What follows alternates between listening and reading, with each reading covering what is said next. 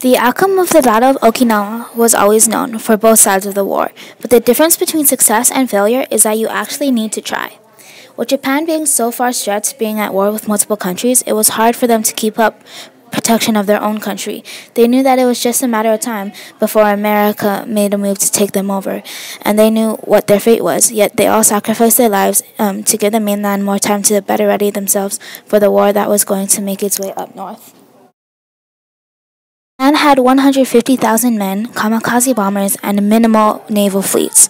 They also had 750 middle school boys who were all fighting as well. America had 180,000 men, 14,000 total ships, and British support.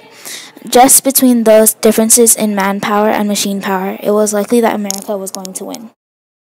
The first moments that America set foot on Okinawan soil was a surprising twist. There was no attack.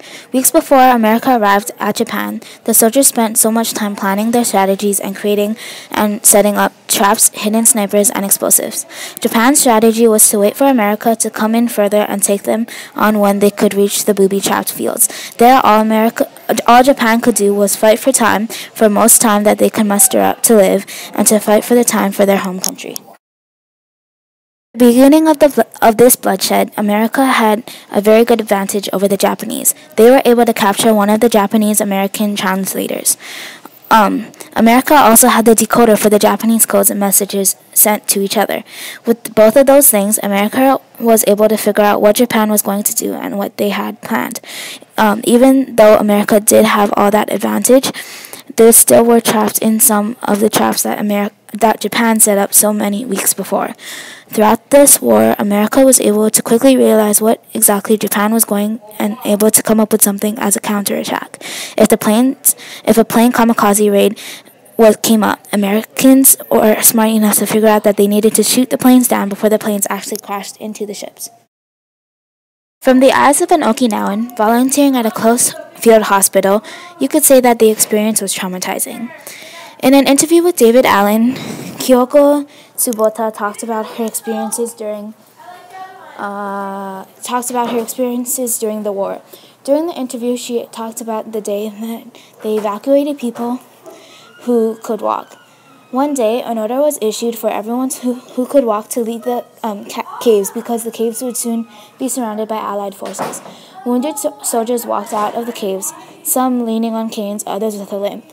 For those who could not move, hand grenades were issued, she said. After they evacuated, they were hiding in the sugarcane fields when she heard a bombing. She started to get up and try to escape. One of the soldiers saw her and stood up to try and stop her. That day, someone risked her life to save hers. Donald Decker, one of the Americans lucky enough to get out alive, was on a phone interview with David Allen. He talks about how he just got back from one of the operations that went smoothly just to be sent on one of the most bloodiest battles in World War II. 3 women, 2 children, and 2 old men. One old man kept pointing my pistol and then he pointed to his head. He wanted me to shoot him. Most of the Japanese and Okinawan people there believed in the propaganda that Japan was feeding them.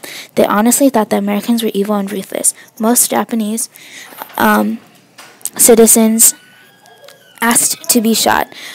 Others committed suicide just from the horror that the Americans brought. In this battle, America was able to shoot, kill, and capture more than twice the men that they lost. When it came down to the last battle, America was able to take over the advantage of completely having more than twice the men that the Japanese had. The Japanese that weren't killed were taken as prisoners for the Americans.